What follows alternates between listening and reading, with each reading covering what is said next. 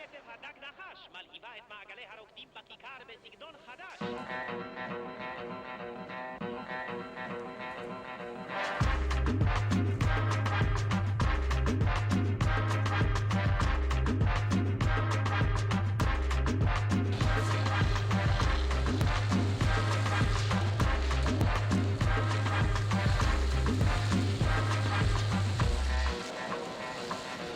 סיפור קצר, אולי אפילו קצת מצחיק על היום בו פגשתי את גבי ודבי עם המאג'יק סטיק.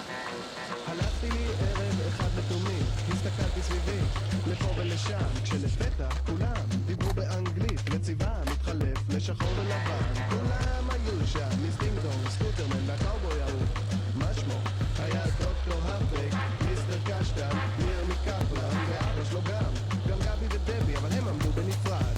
דבי נראתה שמוזה וגבי מוטרד. הם אמרו שהם איבדו איזה מקל קסמים ושאלו אם אכפת לי לעזור בחיפושים. סבבה, יש פרס למוצא הישר?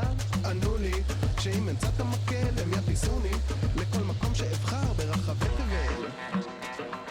מצאתי את המקל תוך שנייה בדיוק, כי גבי שם אותו בכיס האחורי, אז זה דפוק. צעקתי כמו הומר סימפסון באקסטאזה, בואו נטוס לפריז לאשר את אונפלאזה. יש שם ברור לפות וואחד בצונות, שם אני רוצה להיות. דבי כחככה בגרונה ואמרה, אתה צריך להבין, דווקא היינו שמחים, אבל יש לנו לצערך מספר אילוצים. קודם כל, זו טלוויזיה חינוכית, וצריך שהמסר יהיה חיובי. אין לך בראש שזה מקום יותר ציוני? מה ציוני אמרתי? מה? כמו הרצל? הופס! נחתנו בבאזל. הדג נחש עושים היפופ ציוני, הדג נחש עושים היפופ ציוני, הדג נחש עושים היפופ ציוני, הדג נחש עושים היפופ ציוני, הדג נחש עושים היפופ ציוני, הדג נחש עושים היפופ ציוני, הדג נחש עושים היפופ ציוני, הדג נחש עושים היפופ ציוני. הרצל נשען על המעקה, מה זה בשנתי? איך שראיתי אותו, נהיה לי אנטי. הוא לא מתבייש להסתלבט כאילו כלום, בארץ הכל עולה באש, מה הוא סתום? הסתכלתי לו בעיניים מקרוב, טוב טוב, איזה קטע. האישונים מורחבים, והלבן של העין, מה זה אדום?